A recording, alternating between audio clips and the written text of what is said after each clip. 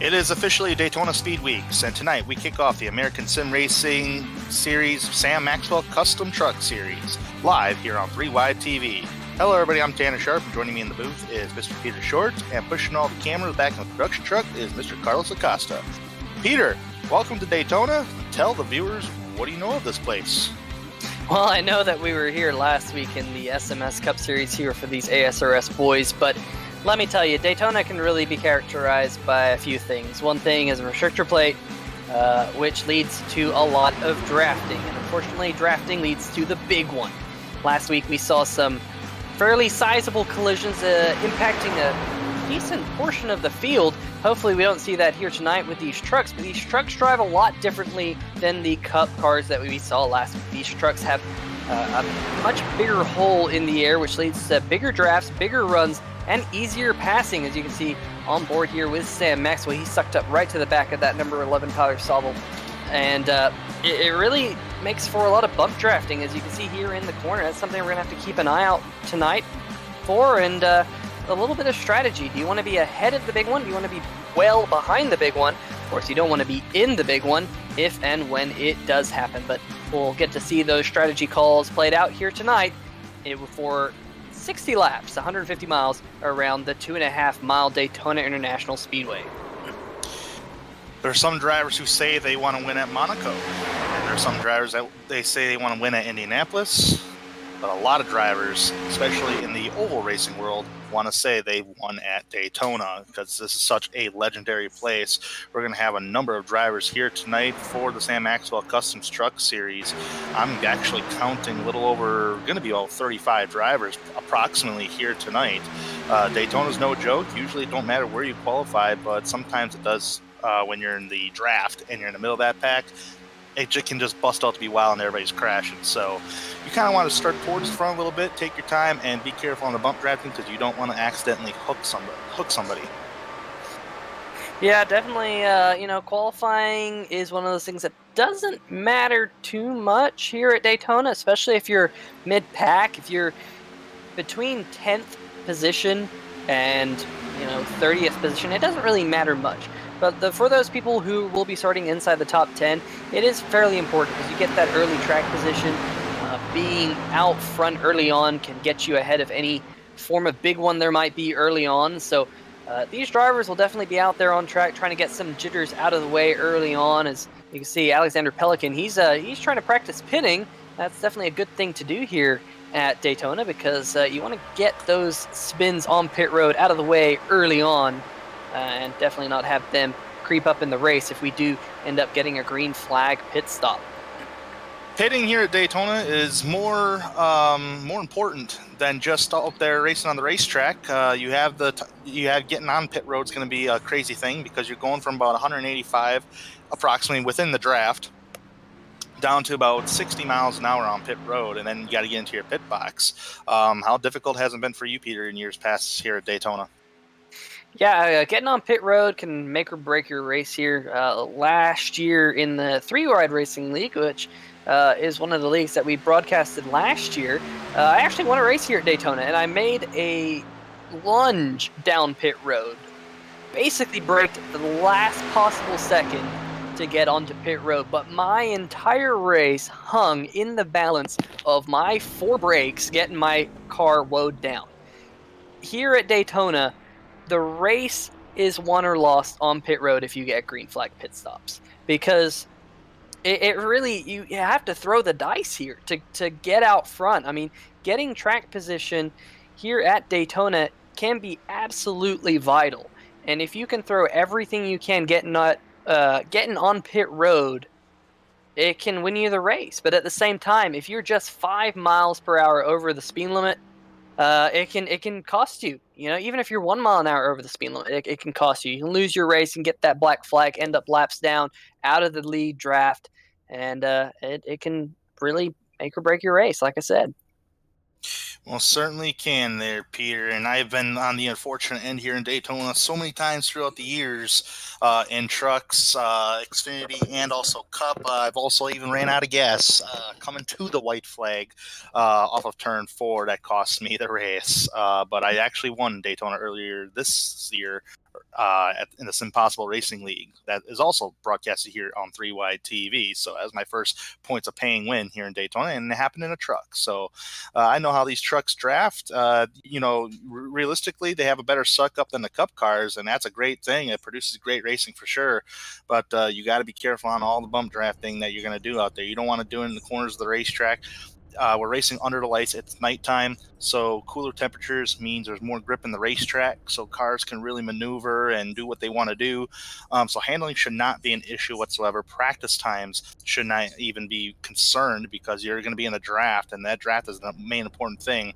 When we go to our next race here in the Sam Maxwell Cup Series, which is at Atlanta, that's where you're going to talk about practice times, handling of the truck. But here tonight, throw all that out the window. Just just stay out of trouble, mind your P's and Q's, and you'll be up there towards the end, and a mistake-free race for sure. As the lights are turned on, the sun has gone, or it's going to be setting here, and it's practically set it already. We got about less than 3 minutes left on the clock here, and all drivers are in the drivers' meeting, going over the rules and so forth. So otherwise, we're going to see what we're going to do in qualifying. Where would you want to start? Are you one of those drivers that wants to start towards the front or lay back in the back and work with somebody? Yeah, personally, I'm one of those drivers who doesn't always get the pole at Daytona. I'm not a good qualifier here on these super speedways. So typically, I end up not qualifying at these types of races and trying to work my way at the back with a group of other drivers. Now, it's definitely one strategy to be in the back, but how far back do you want to be? Do you want to be in another group of cars that kind of fall off the lead pack? That's one strategy, and I've seen that work well. But at the same time, I've also seen that kind of explode on itself because you sometimes these race car drivers get a little bit impatient, and when you all of a sudden are losing that lead pack, you might start to push each other a little bit harder, and then that can lead to a wreck too. So I wouldn't say there's an easy answer to what strategy is going to get this win here tonight. We're just going to have to see it unfold here on 3Y TV. Me personally, I just want to run up front with the leaders, and I mean, you can realistically plan things here until they drop the green flag, because you could go up to somebody and just say, yeah, I'm going to work with you in this race, but then they're nowhere to be found, and you kind of have to control your own destiny a little bit. So what I usually do is I usually just plan things as it goes along or try to plan it. I'm just kind of playing it by ear all the time. So whoever is in front of me, I'll draft with you until something happens. But realistically, since it's pack racing and not necessarily a two-car tandem, as we have seen on iRacing in years past, such as 2011, 2012, it's pack racing. You got to control your own destiny here at these plate tracks, but you do want a dancing partner out there for drafting and coming down pit road, because if you're the Lone Ranger, it's a lot of seconds to be cost on the racetrack compared to somebody who does have a drafting partner for sure. Yeah, definitely. A lot of these drivers will have teammates in this field tonight, and definitely hooking up with your teammates is super important to get the W here. And being able to communicate with your teammates throughout the race, planning movements, planning pit stops, planning on whether you're going to take 4 tires, 2 tires, or no tires any given time to try and get yourselves together on track to make moves whenever you so wish. If that opportunity presents itself to jump out and make a pass, if that opportunity arises, it's definitely helpful to have some dancing partners around you, and hopefully those dancing partners are your teammates. Most definitely. If you don't got those teammates to dance with, you got to dance with somebody else. It's kind of like you're going to a wedding and you're going for a slow dance. Everything's great until you step on somebody's shoes. It's kind of like that. That's exactly how drafting is here at Daytona. You don't want to, bump somebody too hard and all of a sudden they spin out. So this is going to be a very exciting race here tonight, live here on 3Y TV, and please chat it up in the YouTube chat here tonight. We are live, I think. Are we on the portal here tonight? I'm not 100% sure. Due to some scheduling conflicts with the NASCAR Peak Anti-Free Series that's going on. But nonetheless, I'm ready for some truck action, baby. This is the way to kick off Daytona Speed Weeks for sure, and I'm glad to be a part of it here tonight. Yeah, of course, we got the big show this weekend in NASCAR, and all these drivers will be showing their muscle here on the high banks of Daytona. You're riding on board the number 20 of Devin Serra, and that Ski-Doo Chevy Silverado, and we'll see him take time, and it'll be interesting to see what line he decides to take in this number 20 machine. We'll see a lot of drivers tend to run that higher line on their outlap to try and get as much momentum as possible, but Serra was running down there on the bottom, and that isn't always the best way to get a good lap at Daytona. Yeah, I was just going to ask you that there, Peter. Take me to school on qualification. Right now we got the number 1 machine out there, and as we're riding on board with that 1 machine of Jason Stewart, what do you got to do to get a good qualifying time here? Because that just seemed like a good number 1 question that I've seen on social media is how do you qualify at these play tracks here on iRacing? Well, I said it a couple minutes ago. I'm not the best qualifier here at Daytona, but the way to do it is to get up there on the wall. Run on your out lap, run up there on the wall, just like Jason Stewart here is doing. And even your out lap and your first lap will be run up there by the wall. And you're trying to keep your steering inputs to a minimum. Just try and hold that wheel as steady as possible through the corner, because any kind of movement will scrub speed off the tires, and just be really smooth on that wheel. You don't ever want to get to the point where you have to slam that wheel down to stay off the wall. You just want to be really smooth. And here is Stewart. He's completed his first time lap. Now he's about to hit his second time lap, and he'll jump down to the bottom right down here on this yellow line, because the bottom line is the shortest way around the track. So you run that high line, which is the longest way around the track, to get your momentum up, get that speed up. You're turning at a larger radius, so you're scrubbing off less speed in the corners on that first lap. And once you have all that extra speed, that extra momentum, you run right down on the bottom, like Stewart is doing here. He's now about 3/4 of the way up near the wall down the back stretch. I've heard different opinions on where to run down the back stretch. I typically try and keep it near the middle, but like I said, not the best qualifier. And he jumps back down to the bottom through 3 and 4 using the shortest route around the racetrack. I think this is going to be a pretty sporting lap from Jason Stewart, as he's going to head to the line. He's going to dip below the yellow line. See a lot of drivers do that just to shave off a few meters of the track, and look at that. Jason Stewart is currently second on the board. Kelsey Rogers in the 35. He is currently second now, as Mitch Brown goes to top of the board in the number 51. I just looked at the top of the board as you just finished up there, Peter. League organizer Jim Foose just went up there to second place. So if he does stay there, that's a good starting position for him. And guys can work with him on outside low, and he can work with that clean air to try to get him up towards the front and get himself a lap lead for a bonus point here tonight. Mitch Brown currently on top of the board, as you just said, Peter. Corey Silva's going to be one to watch here tonight. I think there's going to be one guy that's going to be one to watch regardless wherever we go, and that's going to be Jared Mogart. I did not see him take a qualification lap yet so far. We have seen him in past, especially in the Cup Series here in the American Sim Racing Series, that he'll hang out in the back until it's time to go. And we have seen that earlier in the Daytona truck race that was live here on 3Y TV.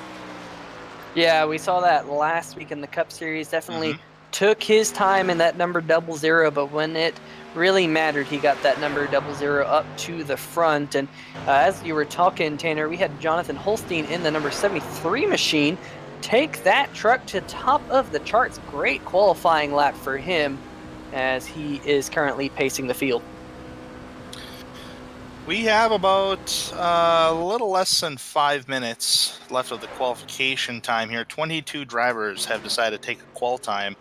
A little concerned here that actually there's a lot of drivers that have not taken the qualification time yet. They still have time on the board to do so. I'm watching Jamie Vaughn right now as he enters turn 3. Looks like he's now starting his opening lap on the higher line in turns 3 and 4. Yeah, he is in the number 12 machine, and there you're watching the number 2 of Justin Vaughn. So currently on track, the 12 of Jamie Vaughn and the 2 of Justin Vaughn. Unsure if those two drivers are related, but definitely sharing the same last name as the number 2 Quaker State machine. He's going to head to the line for his first time lap, and we'll see him jump back down to the bottom here. That was definitely his first time lap over the 52.095. And you can just see that time difference. He ran the high line in that first lap. He ran a 52-second lap time. I mean, that's over a second slower than Jonathan Holstein's pole lap. Now he's running down on the bottom of the circuit. We'll have to see what kind of pickup he can make on lap number 2, running the bottom. Most definitely, as we're going to be wrapping it up here with a little less, we're coming to a little less than 4 minutes here. The sun has gone down. The track is nice and cool. Right now, I'm still watching Jamie Vaughn turning some laps, seeing if there's anybody else out there at the moment. Kind of clicking here on drivers, and so far I'm not seeing really anybody out there. Jared Mogard, nope. Alex Geese. Everybody remaining on to pit road right now, not electing to take a qualification time. So 24 drivers so far had elected to take some time. Any picks for tonight there, Peter? I know it's one of those races where it's just like a flip of a coin. Yeah, I'm going to keep an eye, though, on Sam Maxwell tonight in that number 98 truck. You know, he's jumping on board to sponsor this truck side of the Premier Series. And that Sam Maxwell Customs machine right there on screen, he's going to be my pick for tonight. I don't know who to pick, man. This is crazy. Because anything can happen. Who'd you pick again? Mr. Sam Maxwell. Maxwell, okay. I'm gonna go. Sorry, but you can hate me. You might hate me next week for it too. But I gotta go with Jared Mogard. The guy's just fast. I mean, yeah, he didn't put up a qualification time, but man, his performance at Daytona in the Cup Series a week ago, despite having damage, and was still able to finish in the top 10. So he'll be my pick for tonight. Now, I do want to make a disclaimer. You know, we make these picks, but the commentator's curse is not what one we're trying to inflict on you. No. So, Daytona is a flip of a coin, in a sense, but we're not trying to inflict the commentator's curse on anyone. It seems like we've had some bad luck with the commentator's curse as of late, so hopefully we can shake that here tonight. Yeah, most definitely. And I'm actually right now for the viewers, I got something I've been wanting to do this for the longest time. It's starting up my own little thing here. Like every single week on a broadcast, I'm trying to come up with a question right now. I like to throw out a trivia question for the viewers and see if they can answer it correctly. So once I come up with a trivia question throughout tonight's broadcast, I'll ask it. You guys can try to answer it for me, and I'll reveal the answer later in the broadcast. So right now, I'm still trying to find something here. I'll figure it out later, but we got about less than a minute left. I don't think no driver is going to make a qualification spot anymore. Unofficially right now, it's Jonathan Holstein on the top spot. Mitch Brown, Jim Foose, that's going to be a pretty good lineup up here. I'm looking at the guys in the top 10 here, Peter. I mean, you got a lot of guys there. That usually would run mid-pack, kind of stay out of trouble. Yeah, we got a really good showing of drivers up near the front. Your week in and week out warriors here in the ASRS series. They're running the Cup Series and the Truck Series. Now, of course, we have moved over to the Truck Series for a few weeks, but the Cup Series also runs on Wednesday night. So if you're not running the Truck on a Wednesday night here in the ASRS, you're definitely going to be running Cup on this Wednesday night. So it's kind of cool to see them alternate week after week, and definitely spread the different skill sets of these drivers, because the trucks do drive a little bit differently than Cup cars. Peter, qualifying's wrapping up. We're starting to grid up butterflies. Yeah, I think this is the start of a new season. We've been racing for a few weeks here in the ASRS series with the Cup side, but the Truck Series is a clean slate for a lot of these drivers, and definitely butterflies. It's the start of a season. It could be the season where you win the championship. It could be the season where you don't win the championship for a lot of the drivers, but it definitely butterflies. All right, let's take it to the grid here tonight for the Truck Series. Jonathan Holstein is going to be on the pole. Mitch Brown in second place. League organizer Jim Foose in third. Kelsey Rogers in fourth. Richard Stallings in fifth. Evan Black, sixth. Seventh, Alexander Pelican. And in eighth, Jason Stewart. Ninth place, Josh Walker. Corey Silva rounds out the top 10, Peter. My pick driver, number 98, Sam Maxwell Customs machine, will be starting in the 11th position. That is Sam Maxwell. Starting to his outside is Justin Vaughn in the number 2. In the lucky number 13th position is Andy Veltman in the 97. Troy Haight joins him on row number 7. Row number 8 is Lee Staples and Sean Vaughn.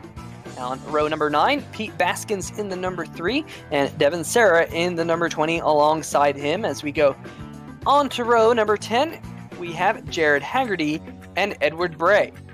Blackjack position, John Jenkins in 21st tonight. Tyler Sawville in 22nd. Jamie Vaughn, 23rd. Will Worsler, last driver to take qualification time, will start 24th. Jared Mogard, that's my pick tonight. He's starting 25th. Chris Titus is going to start 26th. Alan Young in 27th. Nick Coffman in the 28th spot. 29th, Jamie Moore. And Jeremy Banning rounds out the top 30. Actually, I got my grid all wrong here since iRacing kind of restarted with the drivers.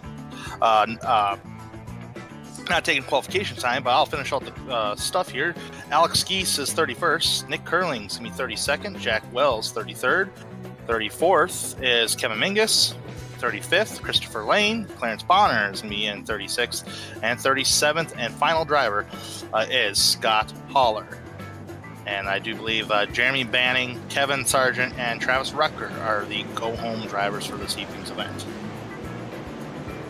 Yeah, we had quite a few drivers take time. I think we had 47 drivers, I believe, take time to qualify for tonight's race, and 11 of those drivers do go home. They do not qualify for tonight's event.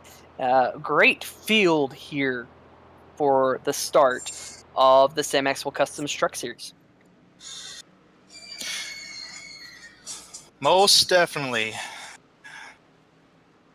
Yeah, so, one driver, as you were going through the starting lineup, I wanted to highlight was a driver of the number 29 machine, and that's Will Worsler. He got a great win at Daytona last week in the Cup Series in that number 29 machine, but he was the slowest driver to take time in qualifying.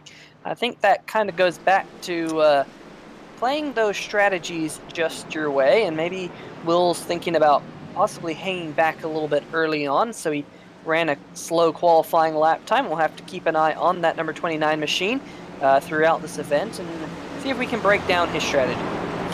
All right, Carlos is going to get mad at me if somebody gets put in the middle, because I ain't going to be doing my sayings tonight, just so you know, Mr. Carlos back there in the production truck. I say it all the time. All right, here we go. Buckle up. Get ready. Here we go. Hopefully you don't spill your drink in the process, because Jonathan Holstein brings them to the green flag at Daytona. We're racing. Yeah, pretty good start. The whole field pretty much double file pretty much all the way back.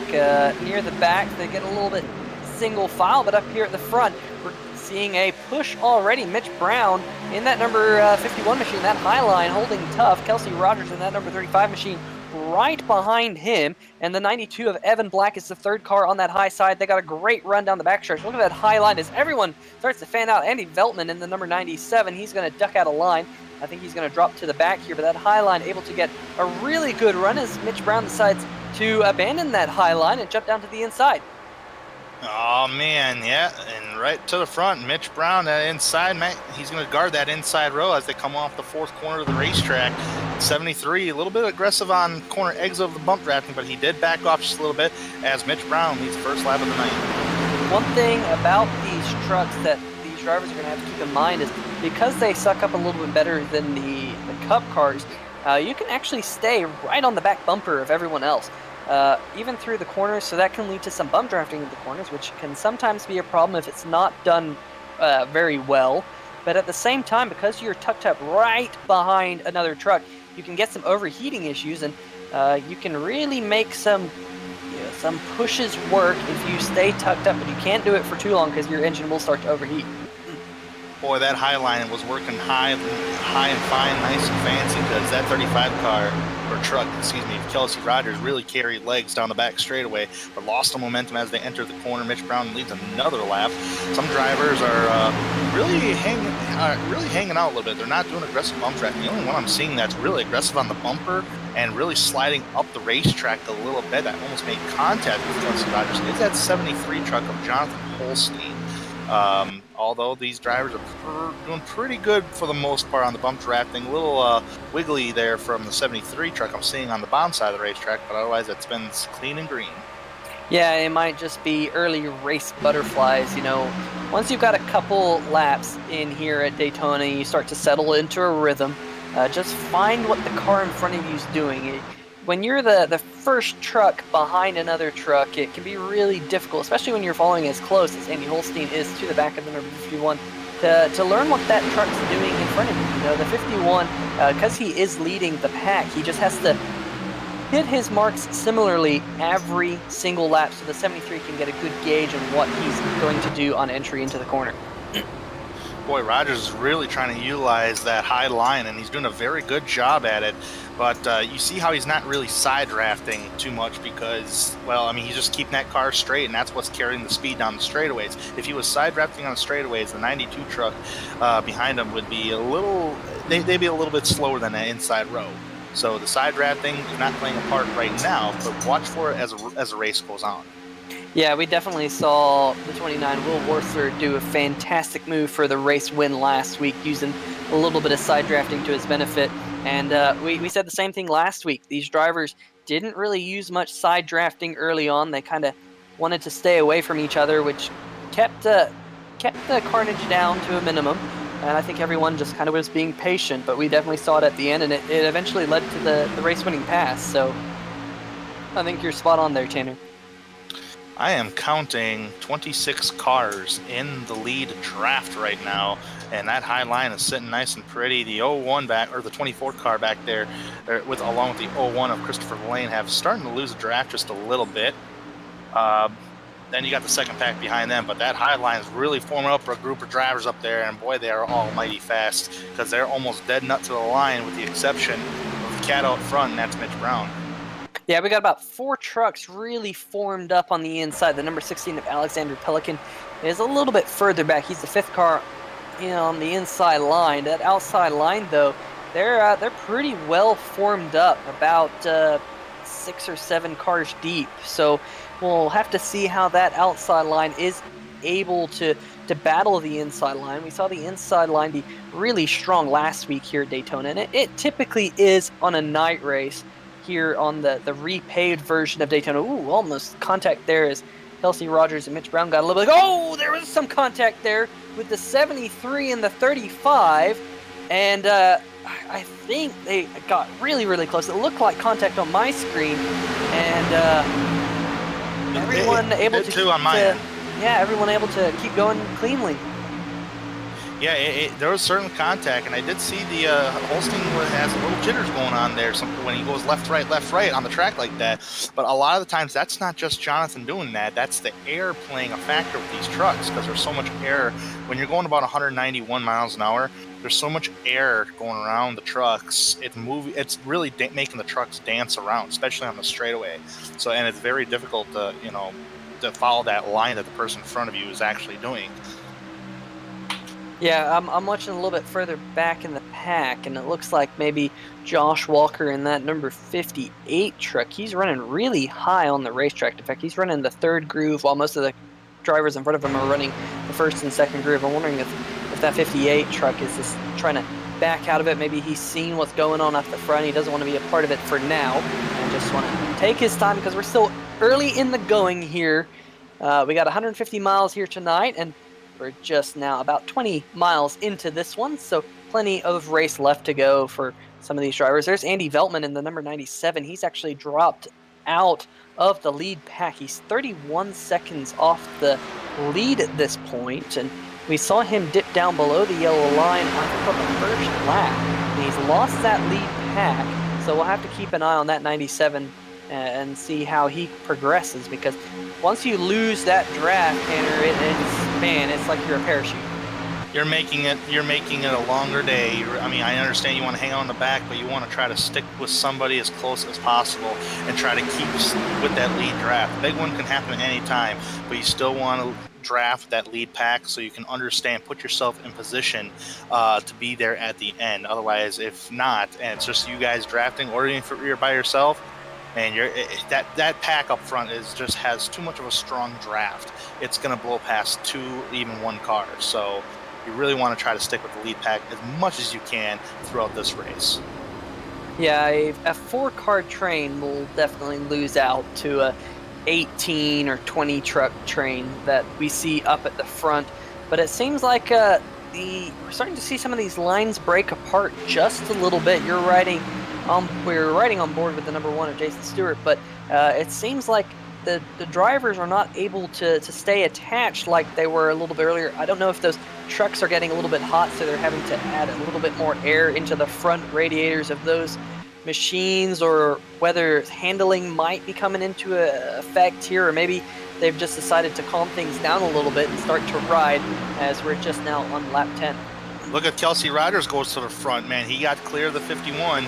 I mean, that's like a spotter telling you, hey, man, you're clear. He's not. So Kelsey just dropped it down to the inside, and now he's officially going to lead this lap. And here's the replay of that.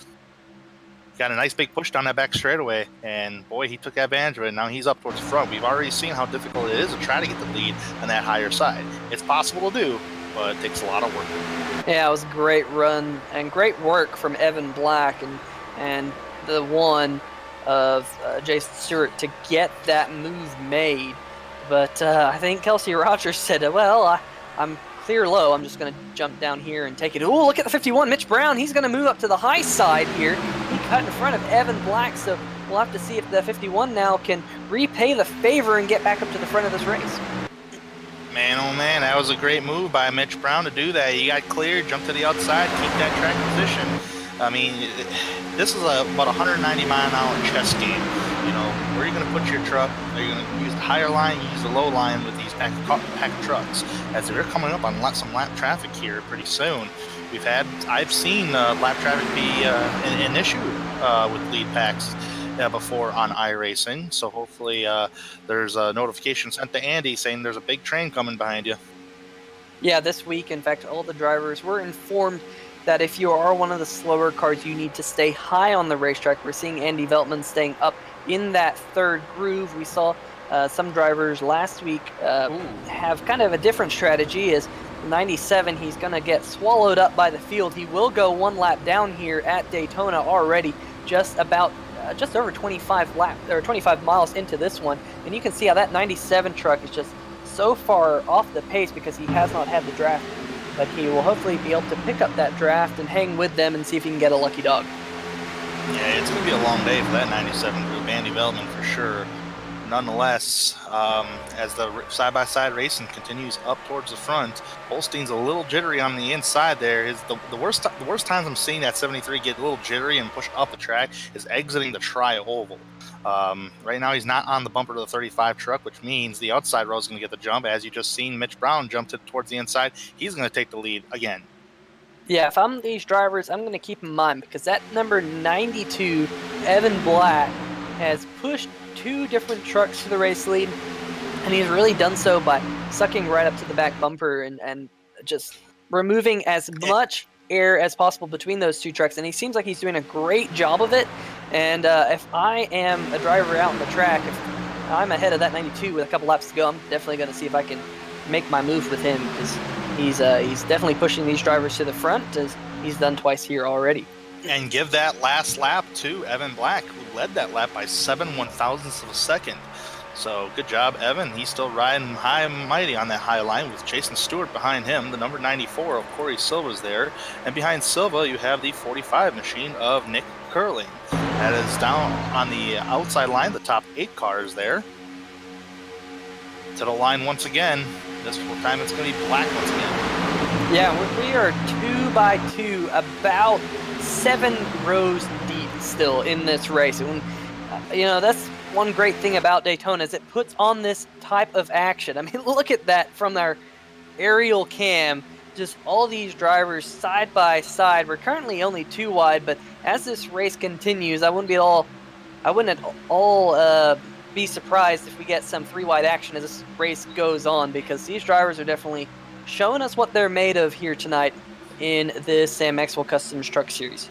All right, trivia question time, since the racing is continuing up towards the frontier.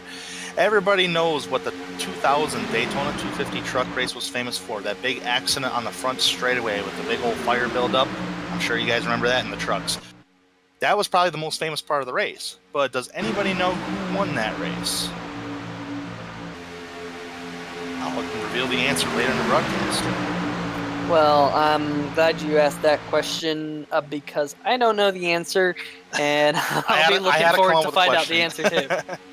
Yeah, I had to come up with some kind of a question that was relating to the trucks, for sure. So, yeah, I'm looking forward to see what all you pull out of your socks trivia-wise this year, because that's a cool little addition as we're still side by side for the race lead. Evan Black still holding tough in that 92 machine. He's getting a good push from the one of Jason Stewart. We've seen all the passes for the lead happen on the back stretch. That number 92 just staying ahead, Jason Stewart, with a really good push, sucking right up to the back bumper of that 92. And it seems like that outside line is able to keep that momentum, and they're able to stick together really well, maybe even a little bit better on that high line than the inside line can, as the 35 is now right on the back bumper of Mitch Brown. But those trucks, just like you said, playing a chess game at this point in the race. I think you don't have that many options if you're back in the pack. You're kind of a pawn back there, but if you're up at the front, you want to be the queen with all your options to try and get the W here tonight. This race is going by awfully quick right now because we are just hitting 17 laps. Have now just completed. We're currently on lap 18. Let's talk about the biggest movers of the race so far. How about give it credit to number 45, Nick Curling. He's on the outside row. He started 32nd, and he's already moved up to 8th as we see some aggressive side drafting from the number 92 of Evan Black. But yes, Nick Curling started 32nd, now currently up to 8th, last time by at the start-finish line. And there's a couple other drivers who are moving up in the field, such as Kevin Minkus. He started 34th and currently up in 12th. In the number 7 machine, he's on the outside row behind the 6 truck of Jared Haggerty. Yeah, and some drivers that, we just want to keep an eye on. One of those drivers is Jared Mogard. He's your pick tonight, Tanner, and he's currently riding in the 23rd position. Last week's winner, driver number 29, Will Worthler, he's currently just inside the top 20 in the 20th position. So those 2 drivers seem to be at the back of this huge train of trucks that we have. And then, of course, my pick driver of that number 98 machine, Sam Maxwell. He's currently running inside your top 10 in the 10th position.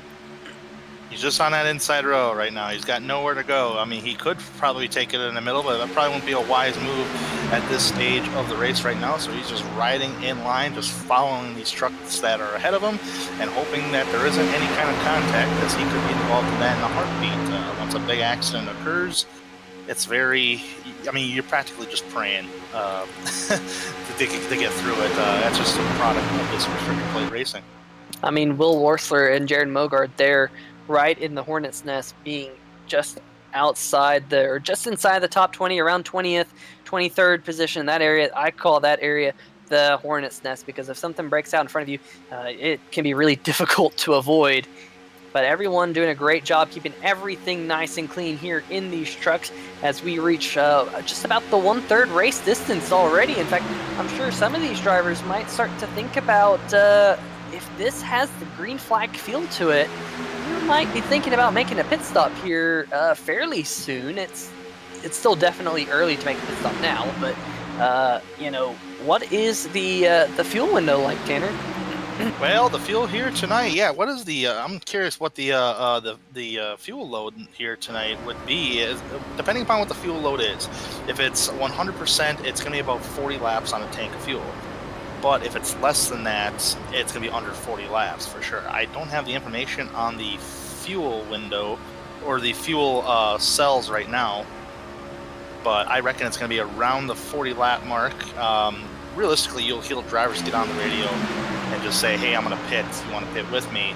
And it's, try to get an alliance going so you're not the only one out there. Well, we have a new player up in the front of the field. Evan Black has taken that number 92 down to the inside line, and I say he's a new player. He's been up there for pretty much the entire race, but he's taken that 92 to the bottom line, which is the first time we've seen that 92 down there. He now leads that train down there in the high line, now being led by the one of Jason Stewart, and Stewart has Corey Silva right up behind him. Oh, contact! Kelsey Rogers got really loose in that number 35. A little bit of bump drafting, I think, in the middle of the corner with Jonathan Holstein. Let's watch this on replay. This is absolutely crazy save by Kelsey Rogers. Watch this right here. Look at that. Oh my gosh.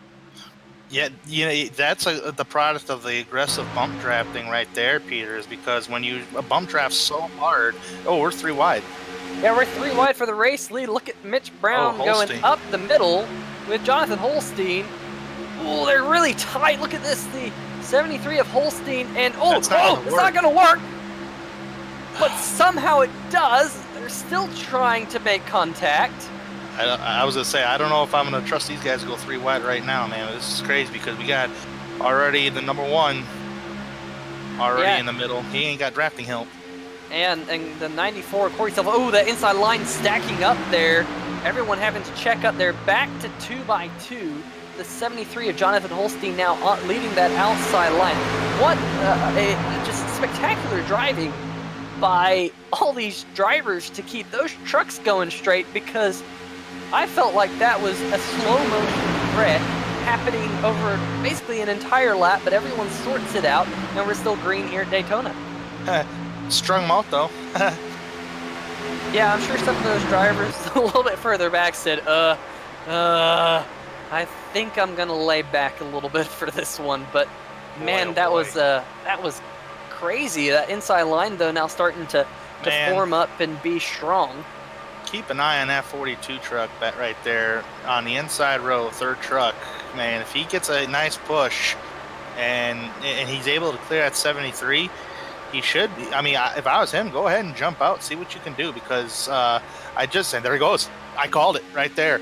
He's going to jump out. He's going to try to challenge up for that top spot as that inside row is now going to, go away from him. Now he has no choice but to lead that outside row. But the fuel load here tonight is 100% fuel load. So it's going to be about 40 to 50 laps on fuel here tonight, as that outside row is actually going back. But I'm sure they'll regain their confidence as this race goes on.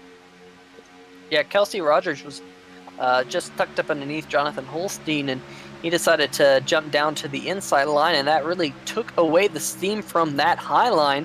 As you see that Jim Foose is now about equal with the 6th place car on the inside. That's the number 6 of Jared Haggerty there. And look at the number 16. That's Alexander Pelican in that Sundrop machine. He's bringing that truck up there once again. He started in the 7th position. He's back to the 7th position. So he's kind of ebbed and flowed and back up to the 7th position. So good for him. But looks like the 42, Jim Foose, he's going to duck down to the bottom. That high line. They didn't enter that corner right. Yeah, that high line has really broken apart. But Jim Foose had to dive down to the inside line, and I think Nick Curling in the 45 might have had to check up a little bit. Well, it was a great move on Jim's part to get to the outside line like that, but the problem is that there wasn't a lot of helpers that weren't really helping them, and they weren't bump drafting anymore, and it got strung out. And by the time they hit turn 1, they almost hit the outside wall. It was like an awkward entry into the corner, and Jim's like, man, forget this. There's an opening. I'm just going to get to the inside, and that outside line is gone. Yeah, there's about 4 trucks left up there on the high side. As I say that, looks like Alexander Pelican and Jared Haggerty got a great run down the front stretch. They were able to suck up to the back of Kelsey Rogers. With all that momentum, they decided to jump out to that high line, and they're making pretty good use of it, as now they're side by side with the 98 of Sam Maxwell. And look, Jared Haggerty's still getting a push from Alexander Pelican. Now they're side by side, equal with Evan Black. My gosh, this run that they've got, just 2 trucks working together, and we'll have to see how it pans out for them over the long run, because they were able to use that slingshot maneuver to their advantage. But man, that was an amazing run, and we'll be interested to see if that's something that we'll see later on in this event. I mean, they're still trying to operate that high line just with 2 cars, and so far it's holding on pretty good. They just need a little bit of a checkup from the inside row, and they need a good push on the outside row. And so far it's not necessarily happening right now, as Mitch Brown still leads the way. There's a pretty significant gap after Kelsey Rogers. Next car is Jim Foose, who's leading that inside row, being pushed by Nick Curling. That outside row is trying to get back into play right now. That is number 82 of Jamie Moore leading that high line around, being pushed from Alex Geese in 77. Yeah, good to see Alex Geese here tonight make more laps than he was able to last week. Unfortunately, he was, I think, the first car with damage last week in that number 77, but putting on a pretty good show here tonight, right up there running that high line. And like you said, that front group has really pulled away. In fact, the front 7 cars have about a second gap over the 82 of Jamie Moore. So it's kind of interesting how that happened so quickly. We'll have to see if these drivers a little bit further back can get in line and work together to suck up to this front group. Why were they losing time, even though they were drafting there? Is it because the front guys were just more organized, and back there where Jim Foose is around, it's more racier, or how come they lost that time that last time by? Well, I think they just kind of got broken apart. They were really racing hard. Now, I watched that group a little bit, and they just had to keep checking up on the inside line, and similarly, the outside line was not as formed. In fact, the outside line that was formed was Jamie Moore and Alex Geese, and they've actually broken ahead of the number 42 of Jim Foose. And I don't know if that 42 has some. They've caught up. Yeah, they like I said, they were the only 2 that were really working in tandem together, and everyone else seemed to be checking up. And so I think that's really why this second group has lost that front group a little bit. Boy, I think it's because look how close Jamie Moore and Alex Geese are to each other's bumpers, and now they caught that front back. Compared to what these guys back here, like Jason Stewart, they're not necessarily on. There's a pretty significant gap from nose to front end of the truck to the back end of the truck on bump drafting. Yeah, I mean, we saw it with Jared Haggerty and the 16 of Alexander Pelican. If you can lock bumpers and just hook together and stay on each other, really close there between the 98 and the 16. If you can just stay on each other's bumper, then you can really get a great run. As we will watch the Alex Geese in the 77 and Jamie Moore in the 82. They've now joined up with that high line led by Jared Haggerty in the number 6 SMS truck. And Alexander Pelican. So they finally have some friends up there that can help them try and mount this charge on Mitch Brown for the race lead. There we go. There goes Haggerty. He's going to lead this lap this time by after coming from the 5th spot the previous lap. As we have a car leaving pit road right now. Yeah, Josh Walker in the number 58 was on pit road. We got takers. Oh, yeah, and we had a car, the number 25 of Chris Titus, who actually looks like he might have gone around. We did have takers. Jack Wells, Chris Titus, and Josh Walker. All 3 of those drivers went down pit road. Can't say their pit road went pretty smoothly. Jared Mogard went down pit road too in the number 00. So we do have a few drivers who have come down pit road. We coming up on a lap car here as hopefully he's seeing this train coming right at him. But right now it's still a battle for that top spot between Brown and Haggerty as the lap car going high above the racetrack in turn 1 and 2. Yeah, Kevin Mingus in the number 7 machine, he's come down in pit. So definitely some of these drivers coming down pit road. They're coming down to get some fuel, maybe split this race in half. One of those drivers was Jared Mogard in the number 00. He's now 1 lap down. We'll have to keep an eye and see how his strategy plays out. But the lead pack has gotten around Chris Titus in the number 25 truck. And Chris Titus has some rear end damage. He went for a spin through the grass on his pit road attempt. We were talking about getting on pit road and how it can make or break your race. Well, Titus spun through the grass, and I don't think that's going to help the chances for that number 25 Chuck. Man, goodness gracious. Look at the second pack. I mean, man, oh man, these guys they're not catching up whatsoever. They totally lost it as Lee Staples and the number 1 of Jason Stewart are leading that pack. We do have another car on pit road. Yeah, Andy Veltman in the Veltman, number yeah. 97. And I'm really curious, Tanner, because the number 97, if Andy Veltman, he was out there by himself for so many laps. When you're out there by yourself, you use a lot of fuel. And I'm curious to know if maybe the 97 ran it just about as long as he could, because he used all that extra fuel running by himself without the draft. So I'm wondering if we're now in the window where we'll start to see all the other cars that were in the draft come down pit road as well. Of course, we have seen a few come down, but obviously those are early takers because we still have some trucks out there on track. When you're in the draft, when you're behind somebody, you can... Oh boy, going past Andy Veltman there. But when you're in the draft and you're behind somebody, you usually can go about 3/4 throttle. That helps saves fuel because the draft is actually realistically pulling you along and creating more acceleration. We got takers. Here we go. Oh, yep, your leaders on pit road. Everyone getting it loaded up. Everyone, you see them all fan out. All do a great job of making it down to pit road speed. The 51 of Mitch Brown really got to pit road well. The 92, Evan Black, able to woe up in time. The 98 of Sam Maxwell looks like he probably had the best run to pit road out of those leaders, but he's now in his pit road box. And, you know, getting on pit road is only half the battle here at Daytona because you have to get in your pit box and not slide through. Oh, look at the 98 of Sam Maxwell. He's already going. A lot of these drivers only taking 2 tires. Sam Maxwell, great pit stop. He's actually able to beat the 51 of Mitch Brown off pit road. So great work by that number 98 truck as they're going to have to get up to speed before this pack comes at them with full speed. Richard everyone else coming. Oh, the 22 has gone around. Sean Vaughn spins up the racetrack. Caution. Caution flag is out. Oh, man, what in the world happened there? There is Sean Vaughn in that number 22 machine. I saw it happen. I think he just locked up the brakes. He got hit by a Holstein. Oh, yeah. He just came down. He wasn't necessarily... Well, I mean, there was other drivers in the group. Yeah, he was riding the high line coming off of turn 4 and just came down right in front of Holstein, got on the brakes, and just got ran over. Yeah, I think Sean realized that he needed to pit that lap, and like you said, he came down, and Jonathan Holstein had nowhere to go in that number 73.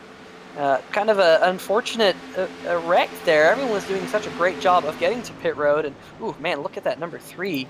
The number 3 of Pete Baskins doing a great job to avoid the number 22 of Sean Vaughn.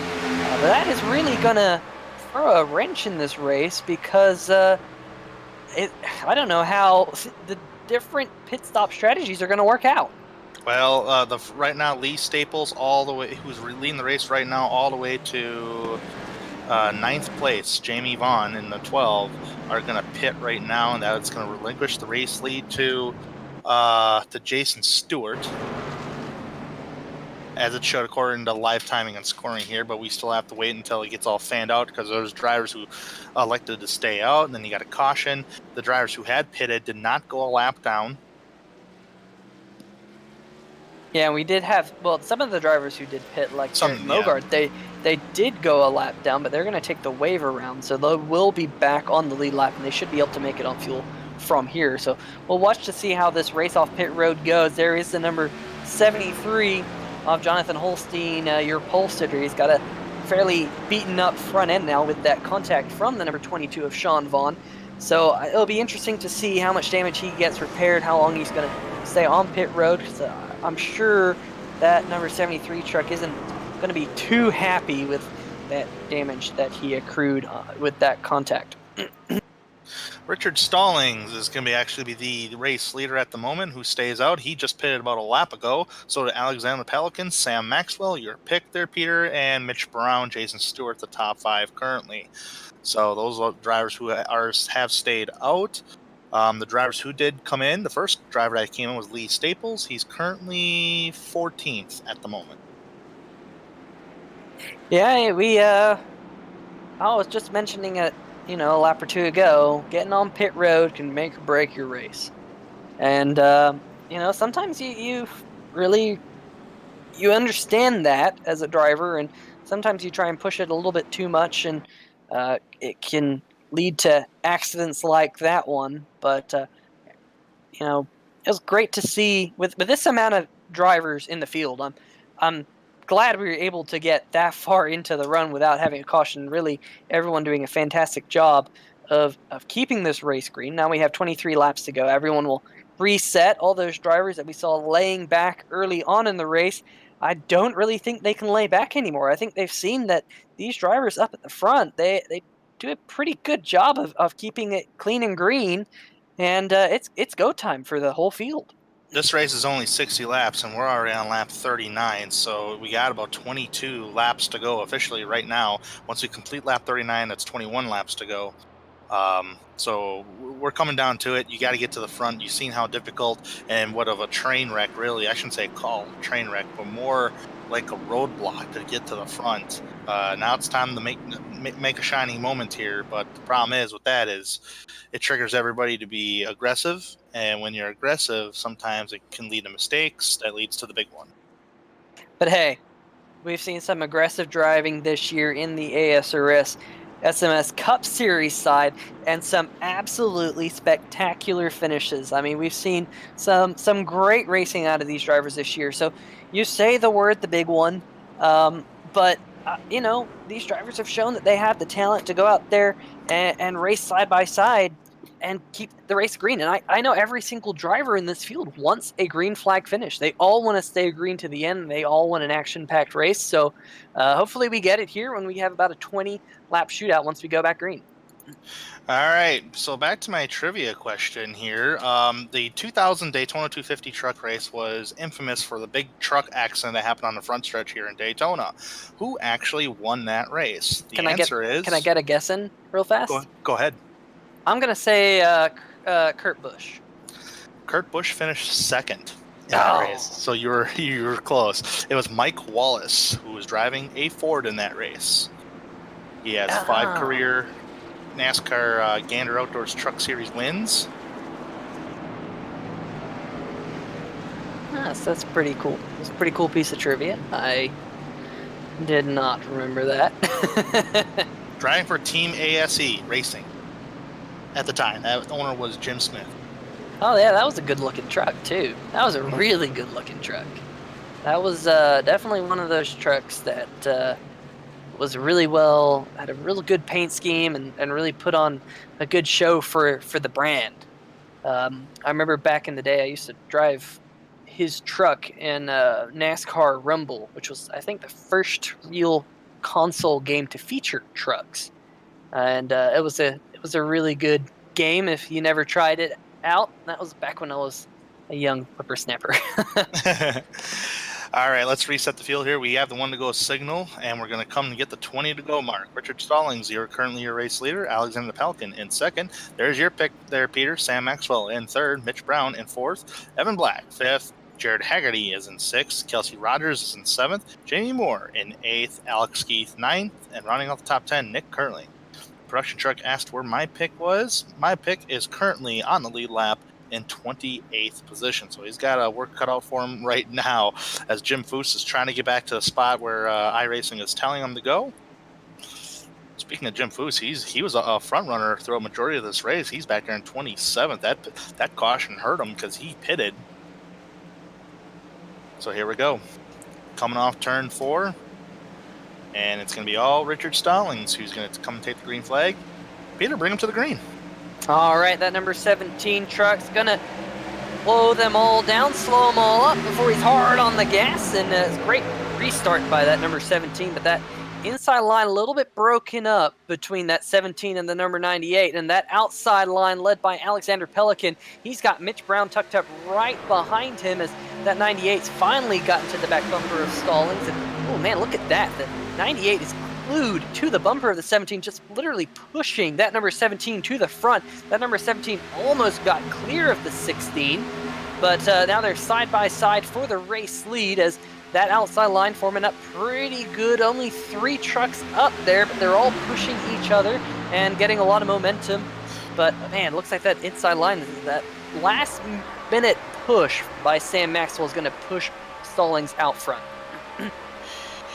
Man, oh man, I tell you what, this race is actually heating up now because we're less than 20 laps to go, 19 to go officially this time by. Stallings still leading the race. What do you got to do to try to protect this lead if you're Stallings, Peter? Man, if I'm Stallings, it's really hard to do, especially when you're side by side, because you don't have any options side by side. You're stuck to your lane. But if you do get the opportunity to break out front, you're gonna watch your lines. But if you don't have the opportunity to watch the lines in your rearview mirror to see which one's moving, the best thing you can do is to just be smooth and allow that truck behind you to just assume where you're going to be in the corners, just so that truck can stay right on your back bumper, tucked up underneath, minimize the drag between you and the car behind, and get yourself up to the front. Really, leading is a very important technique. That's pretty difficult. Like, we talked about this in qualifying earlier. Is you're trying to minimize your wheel inputs, and as the race leader, when you're leading a train, you try and do that. You try and minimize those inputs, so the car behind will know where you're going to be all the way down the straightaway. You go straight down the straightaway. You don't weave down the straightaway, and it sounds pretty obvious, but it can be somewhat difficult to do because you're tandeming with the car behind you. Bump drafting getting a little aggressive on the outside row. I did see the 16 get a little shaky in that back end of the truck, but he hangs on to her. This was a goofy restart. They were kind of fanned out. Now they're back together. And now it's time to go here, boys. Yeah, I said that the high line was forming up. There was only 3 trucks, though, in that high line. And now that high line is really starting to form with more trucks. You need to get some more cats on that outside row to help out a little bit. Yeah, we have the 82 of Jamie Moore and the 77 of Alex Geese. We saw those two earlier able to basically catch the lead. Oh, we have a caution. Caution. Who's that between? There's a wreck in the back. It's like the 22 is involved again with the 80 machine, the 80 of Jack Wells. We'll see what happened here. Oh, the 94 Corey Silva. Oh man, hard hit by Jack Wells in the 80. 11 of Saville involved as well. Couldn't quite see what happened there from that angle. Yeah, I couldn't see anything on my end here for some reason, but here's the onboard. Bump drafting down the straightaway. That's a bump draft. That's a 3-car tandem. That's not going to work. Yeah, just a little bit of misalignment there. You had the 20 of Devin Serra leading that group with the 94. Got a great run off the corner. Corey Silva, he bumped him. That caused him to check up, and he got that little bump from behind and sent him hard into the outside wall, and a couple of other trucks getting collected in as well. You're in the middle like that. You're bump drafting somebody, and then someone comes up to you and gives you a bump draft when you're already pushing somebody. The truck in the middle is going to get unstable, and sometimes at these end of the races like this, it's just not going to happen. It's not going to work. You really have to back off and let that person push the other guy and just kind of follow that lead. But that's what we've seen on the back straightaway there. Yeah, the 58 of Josh Walker, one of those trucks involved. The 7 of Kevin Mingus also getting a piece of it. Like I said, Tyler Saville, Jack Wells, Sean Vaughn got involved right at the very end of that number 22 machine. He spun into that outside wall. So all in all, about 6 or 7 trucks receiving damage from that one. I think the number 94 has gone to the garage. I think they're trying to fix that truck, but Josh Walker has definitely taken his machine to the garage and out of this event. 15 laps remaining here in Daytona. And I just got actually word from production truck that we are on iRacing Live here tonight for the American Regardless 150. So if you're tuning in on iRacing Live, stay with us here as we're going to have a shootout here at Daytona. It's going to be definitely a shootout here in Daytona for sure. We had a pretty good shootout last week. Will Worsler in the number 29 machine with a great move to get the win in the 200-mile event that we had. And if you didn't catch that race, check that one out here on YouTube, here on 3 Wide TV, because That was a pretty stellar finish, and that number 29 of Will Worsler here tonight, he's trying to back that up with another W, but that number 29 machine currently in the 12th position. So at the time of caution, Pelican had the race lead over Stallings. That's what iRacing deemed. So according to live timing and scoring, so they put the Alexander Pelican up towards the front here, and he's going to be the manager of this upcoming restart. They should get the one-go signal this time by. So we'll definitely see about a 13-lap shootout here. Yeah, I was impressed with that outside line. You know, I was saying it before we had that caution, and just trying to minimize your wheel input so the pusher will know where that truck is going to be all the way down the straightaway. And I saw that Alexander Pelican was keeping that truck really straight on the straightaways and really smooth through the corners. And like I said, it sounds easy. It's not, because you're watching your rearview mirror and you're watching your pusher, and every little slight move that the pusher makes, because it's really difficult for him to see through the truck in front of him. Every single slight move that the pusher makes, you, as the leader, you want to adjust your truck's position to that truck behind. But that is really not what you want to do. If you're gonna do that, you're just gonna end up in a yo-yoing seesaw between the leader and the pusher, and it doesn't end well. It's not efficient. And Alexander Pelican was doing a great job on that high line of keeping that 16 nice and smooth. I'm kind of shocked we didn't get the one-to-go signal that time by. Maybe we'll get it this time by here. So we're still pacing here at Daytona. If you're in the back, you got to go now. I mean, it looked like they were all fanned out that last restart, and not a lot of guys who were running up towards the front really made any moves to get to the front. At least they weren't really hard on the bump drafting. They weren't lined up very good. I mean, this is the opportunity now to get lined up. And I'm talking drivers. So practically are outside the top 20. Christopher Lang, Jared Mulgard, Jim Foose, Devin Sierra, Jason Stewart, Kevin Mingus, our pole sitters back there, Jonathan Holstein. All these drivers have to try to come up with a buddy-buddy system to get their stuff towards the front after starting in the top 10 tonight, because it's going to be a long truck series season, and you want to kick it off in a good way here tonight.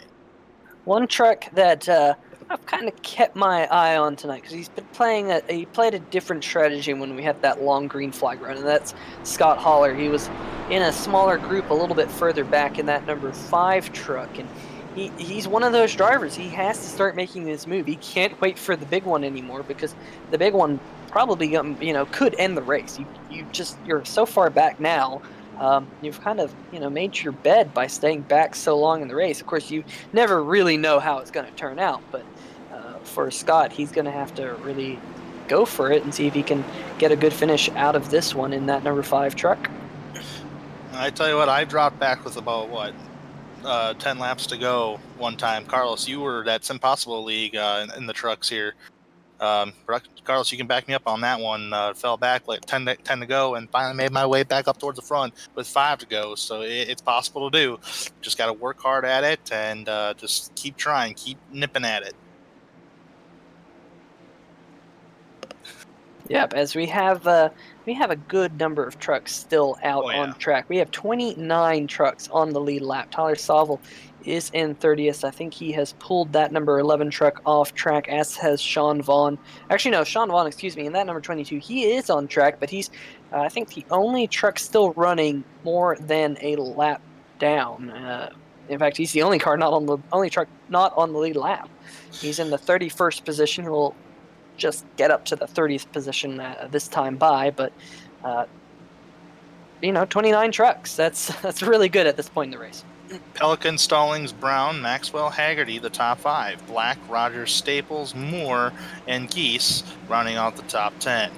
As pace cars enter down pit road, we got 12 laps to go this time by. Let's see who makes a little bit of a jump on Pelican's part. It might be a good thing, might be a bad thing. Let's see how it all plays out as they head down towards the first corner of the racetrack. Yeah, Sam Maxwell, he was right behind the 17 of Richard Stallings, and a little bit of a gap opened up on that inside line. That 98 dropped down to the bottom, but now the 51 has caught up to the back bumper of Alexander Pelican, and that inside line had to check up just briefly. And, look at this, the 60, contact! Sam Maxwell, contact! The number 6 of Jared Haggerty down below the yellow line got kind of forced underneath there. Everyone's going to sort everything out. And the 51 of Mitch Brown has taken his truck up to the front again. We've seen the 51 lead multiple times in this race, but great job by Mitch Brown to use this restart to his advantage and take the lead. And that number 16 stuck now on the high side. Ooh, look at Jared Haggerty. He's thinking of jumping out in that number 6 machine as the outside line now starts to form up and gets a little bit of a run. Jared Haggerty now jumps up to the top. No, he doesn't. No, man, you sometimes you can't make them subtle moves, and a lot of times you don't get away with it. But yeah, that was a rare occurrence where you got away with it. He wanted to jump to the outside row, and then made a second guess and dropped back to the inside. Now kind of split up the bump draft him just a little bit. Haggerty still wants to go up there. He has no choice but to go up there right now to get help from the 16 of Pelican. Yeah, and he, he broke up that inside line quite a bit when he made that move, that double move, that last lap. And it really allowed the high line to form up. So he made that move this time. We'll have to see if it pays off for him, as look, Sam Maxwell just tucked up right behind Mitch Brown, pretty much as close as he can get in that number 98 truck to the 51, as we are side by side, about 15 rows deep. Man, when they were making contact on the back straightaway there, man, they punted Richard Stallings out of the way, realistically. He's still hanging tight in the lead draft here, up towards the front, back in about 7th spot. But there's still, Maxwell might actually take the opportunity to jump to the high side now. Oh, we got one car below the apron on the back stretch. I think that might be Clarence Bonner in the 99, not 100% sure.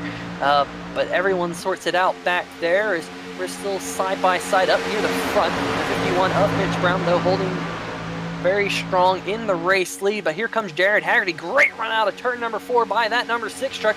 We're going to be side by side for the race lead at the stripe. 9 laps to go here at Daytona. Mitch Brown's been the one to draft with all race long, as he led that last time by, trying to fight Haggerty on the high side there. As what else through the field here? Who else is moving up? I'm seeing Mogard. He in the mid pack. He's starting to move up, trying to make some noise. He's moved up to 17th after starting outside the top 20 and on that last restart. Oh, contact! Oh no, it's Alex Geese in the 77. Will Worsford, last week's winner's involved. The 99 Clarence Bonner. Oh, here we go. Scott Holler is involved. Chris Lane is flipping in turn number 3 and 4. That number 01 rolls to a stop. That was that was brutal for that number 01. The 41 Tim Knott. A lot of trucks involved. Ooh, that was a violent wreck. Watch that number 01 that just go flipping. I think Rusty Wallace has seen those types of rolls before.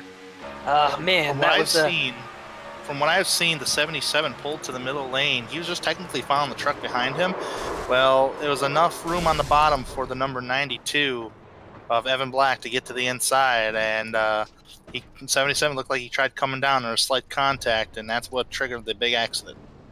Yeah, I think Alex Geese wasn't expecting it to be 3 wide there. Jim Foose.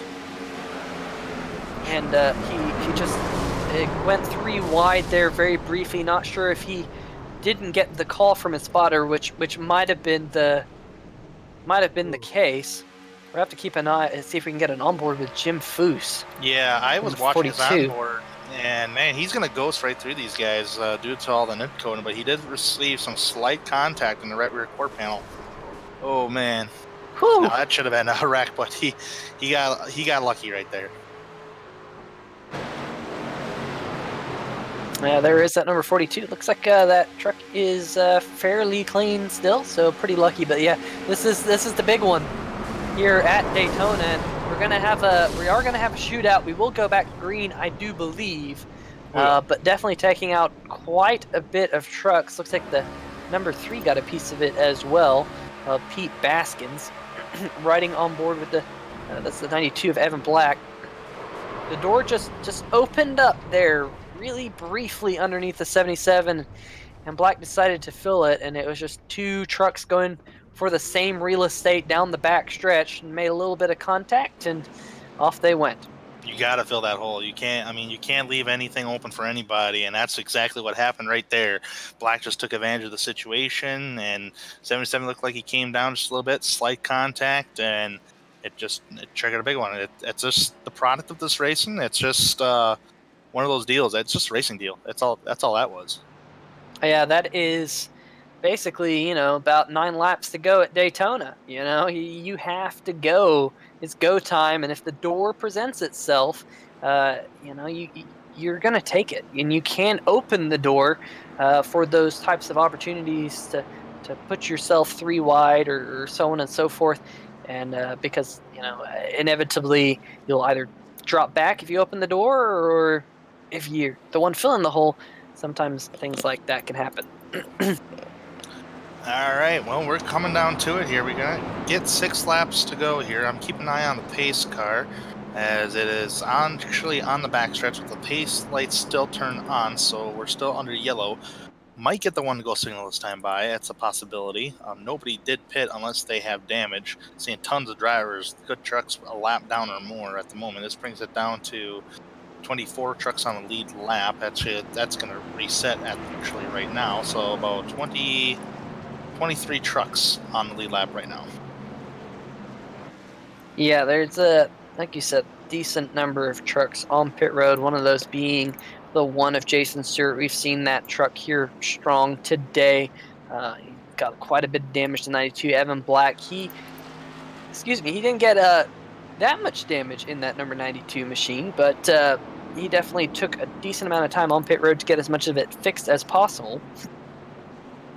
But definitely that wreck did involve some really fast trucks. John Jenkins in the number 69. We didn't talk about him much here tonight, but unfortunately that number 69 machine will not be making it to the end. He's got a blown motor on the circuit, so definitely a shame for him and that team. Pace car lights still remain turned on that last time by, so hopefully it goes off this time by. As we will hit the 5 to go mark, we will see a green flag lap being turned here tonight. If a caution does happen once again before that white flag, that means the race is over. Yeah, one driver, your pick, Tanner, Jared Mogard, he got front end and rear end damage from that one. I just don't think he had the opportunity to check up in time for the cars or the trucks spinning in front of him. But that number 00 Mogard, it'll be interesting to see what he can do. I don't think he came down pit road, but he definitely has a good chunk of damage on that machine. Remember the Daytona Cup race here in the American Sim Racing Series? What Jared did, he had damage, still came with the top 10. That is true. That is definitely true. I mean, he's one of those drivers. I mean, here he's made it back into the top 10, somewhat by grace of that accident, but he seems to do this. He always ends up with the best finish he can muster up. Of course, there's one exception to that would probably be Bristol, but Bristol, he lost to Will Worthler in what might be the greatest finish I've ever seen in sim racing. Will Worthler putting on a show at Bristol Motor Speedway with a 5-lap shootout, but I really never tried to rank what's the best finish I've ever seen. That's probably one of the greatest finishes I've seen at Bristol at that specific track. But man, there's just so many good finishes I've seen. I just can't rank them. I was just really impressed with how that 29 got up through traffic. So, like you said, I think it's probably the best I've seen at Bristol, and one of the best I've seen in sim racing. So if you haven't seen it, go check it out after this one, because we're going to have a 4-lap shootout here at Daytona. All right. We got some new players in the top 10, and now let's reset for you. Mitch Brown's going to lead the race. There's your pick, Peter. Sam Maxwell in second. Haggerty is going to be lining up in third. Pelican in fourth. Kelsey Rogers in fifth. Jamie Moore sixth. Edward Bray in seventh. Eighth place, Jared Mogard, my pick. And Alan Young, ninth. On the top 10, Troy Haight. We have not talked about Troy realistically all night, nor have we talked about Alan Young, so a shout out to those drivers as they come off turn 4 and getting ready for more than likely the final restart of the night. All right, buckle it down. Next flag ends it. Let's see what Mitch Brown can do. He's going to get a decent start. Nice, decent push from the 6 of Haggerty. 4 laps to go, and we're back racing. Yeah, and if you notice one thing about the number 51 and the number 6, they both have SMS on the hood. You got a truck that's out of whack there. That's the 82. I'm sorry to interrupt you. Jamie Moore. That got scary. Yeah, the number 6, though, able to push the number 51. Haggerty able to stay right on the bumper of Mitch Moore. I wonder, or Mitch Brown. I wonder if those two drivers were able to time that restart, because once you got two teammates together, timing restarts can make all the difference. Man, 82 Moore's got to make a choice of what line he wants to go into. Either follow that outside line or follow the inside line, because it kind of backed up a couple of drivers who were on that higher side. And there you see a little bit of side drafting through the tri-oval, the 98. Sam Maxwell trying to get a little bit of side. Oh man, that 82. I don't know. He looks like he tried to side draft on entry into the corner off of the 16 of Alexander Pelican. That's not really going to work. He's still trying to pick a line in that number 82 truck. It ain't going to work because he's drafting off of another car, and it's not slowing his momentum down. And you have to be really careful if you're the inside truck that's going to side draft like that. Otherwise, you're going to clip somebody in the left rear quarter panel. And right now, he's just going to have to follow in line. I would just follow the line right now. All bets are off. And really, the front few trucks, the front 6 trucks are really the trucks that don't have any damage. There are some trucks a little bit further back in the pack behind that don't have damage as well, but they're kind of stuck behind Edward Bray in the number 66 Harley-Davidson machine. So I think we're really just going to see it between these front 6. 2 laps remaining here in Daytona. Mitch Brown leading the way right now. Just mirror driving right now, throwing a little block on Haggerty. Haggerty thought about it. He actually joked him out just a little bit and got the 51 a little antsy.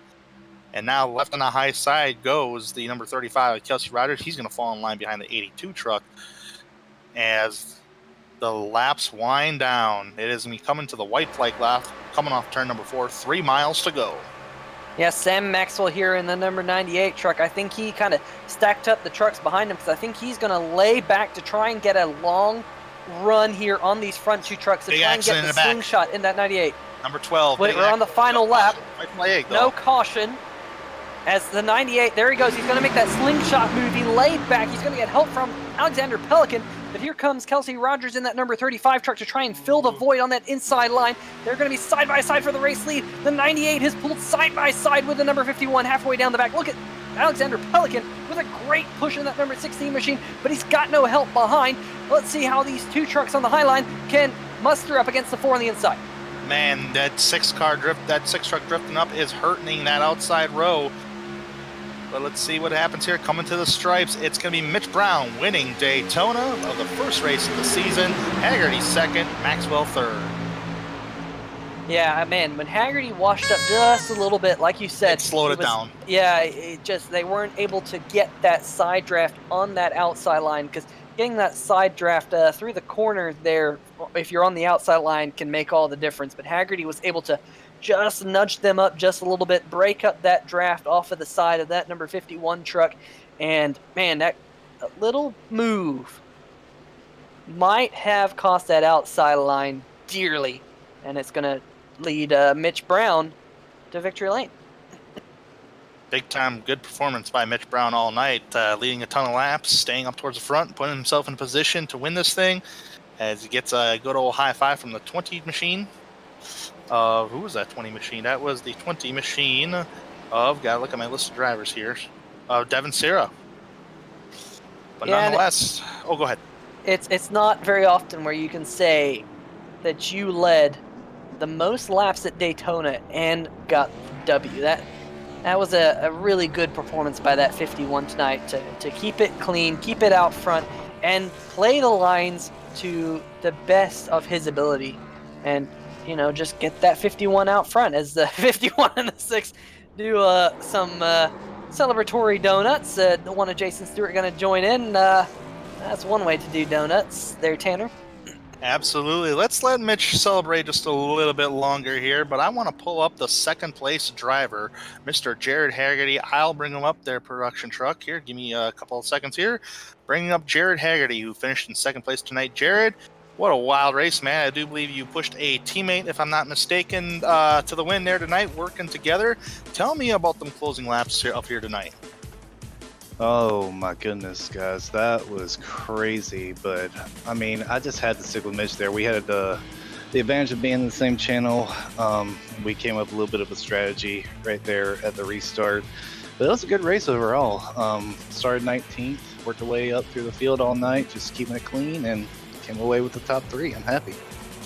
Man, you were up and down the leaderboard all night there, Jared, because you started 19th. You just kind of slowly worked your way up towards the front. You even led at one point.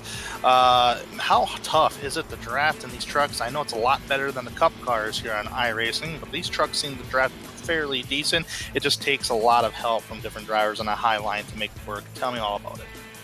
Oh yeah, the trucks definitely draft a lot better than the Cup cars, and I gotta thank a lot of people that actually work with me. I know Alexander Pelican, number 16, he worked with me a bunch there.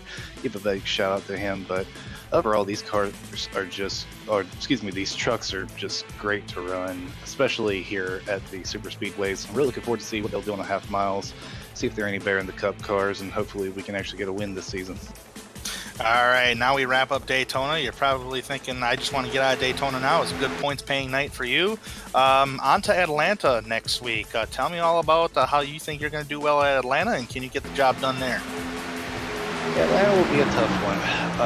At half miles, I usually qualify probably around the low teens, upper 20s, but tire management is where my specialty lies. So if we get a long green flag run, you can probably expect to see me up there. But I'm really looking forward to next week, and hopefully we can continue on having a good rest of the season. Hopefully get a championship at the end of it. All right, Jared, thank you very much for taking the time to talk with us this evening.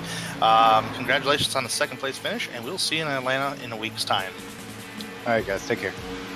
That was Jared Haggerty, who finished in the second position here tonight. I'm not seeing the third place position, but I am going to bring up the race winner of tonight's event. Peter, you've caught up with Mitch. I'm down here in victory lane with the driver number 51 machine, Mitch Brown. Mitch, you put on a great show tonight. You led 38 laps. I told Tanner, it's not often where you can say you led the most laps at Daytona in the truck series, where the draft is so strong, and get the win. Tell us how you did it, because you did it working both lines here tonight and working with a little bit of teamwork.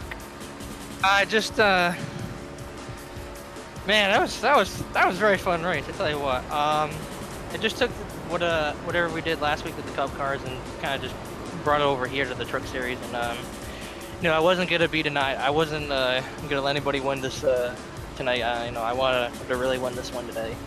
And man, I just can't believe no one they even gave me a shot at the end of the race.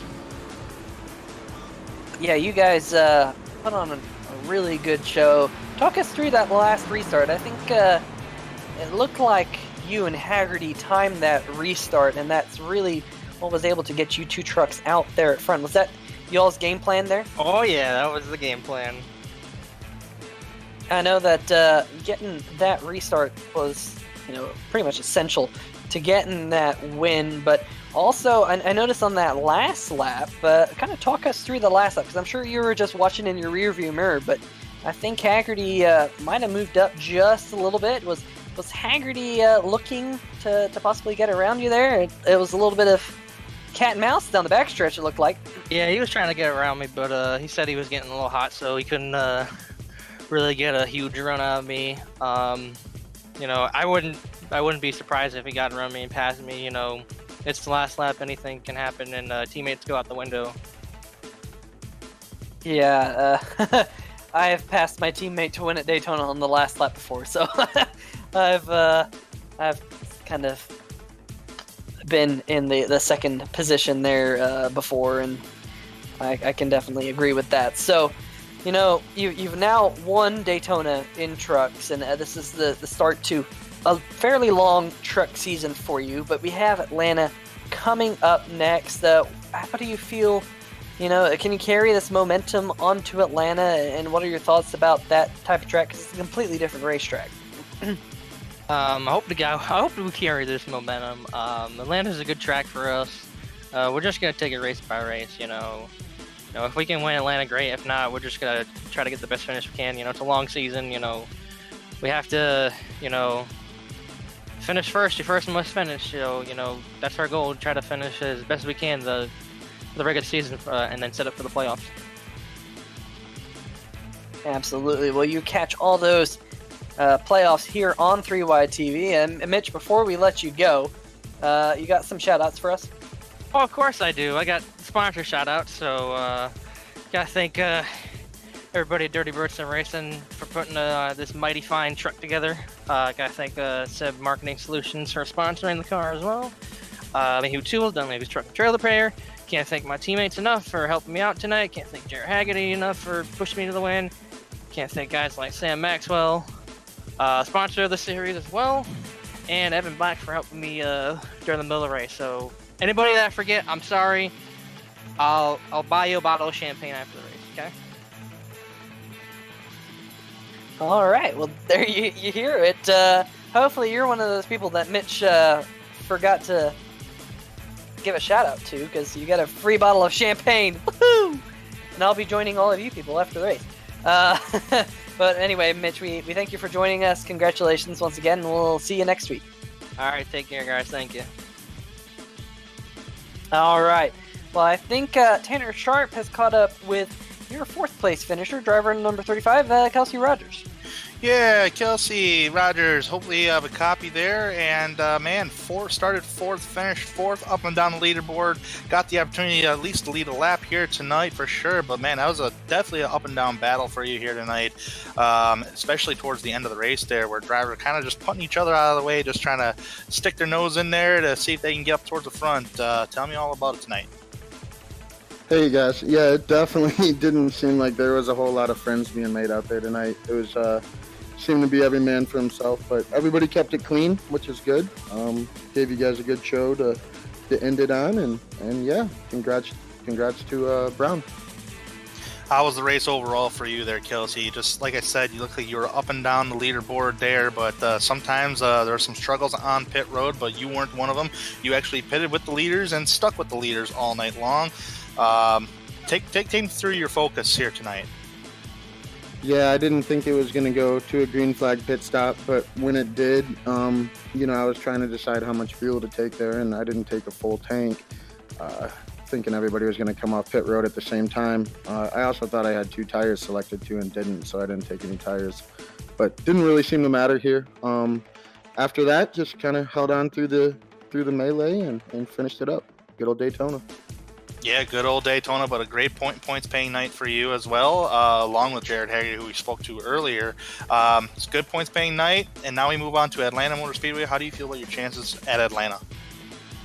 I really like Atlanta in the truck, so it'll be a good time. I think with this league, we're going to have a lot of green flag runs there, so you'll really see the true Atlanta come out with who can save the tires.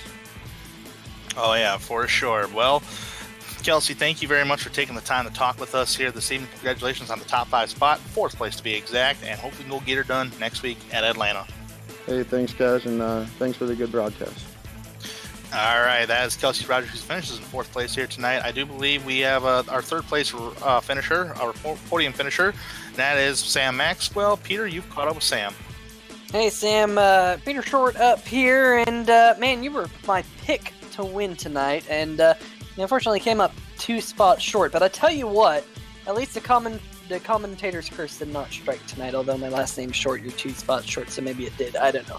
We'll get back to that. We'll keep an eye on that throughout the season. But Sam, take us through your race tonight, and take us, more importantly, through those last few laps, because it looked like at one point you might have been able to get that W.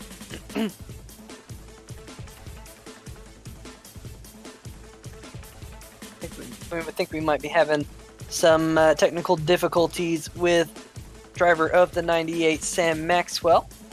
We'll see if he's able to jump in here in a second.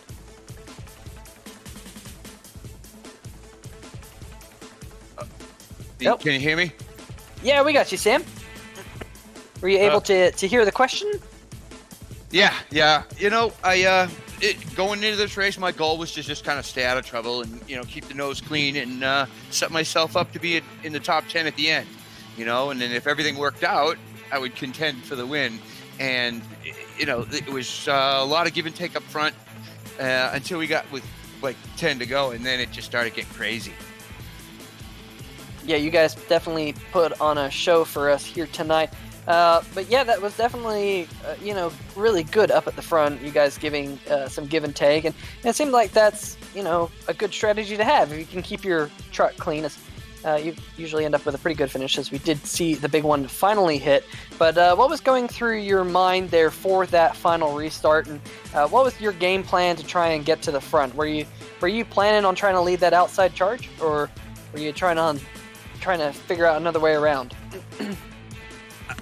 On the last restart, when I was on the outside, I was hoping I was going to be able to get a good enough push to, push it by on the outside for the win. But there just wasn't enough strength up there. The guy behind me was pushing pretty strong, but I don't think he had enough help behind him for us to really get it done and for me to contest for the win. It was tough to make passes. It was just, you really had to work to get the run.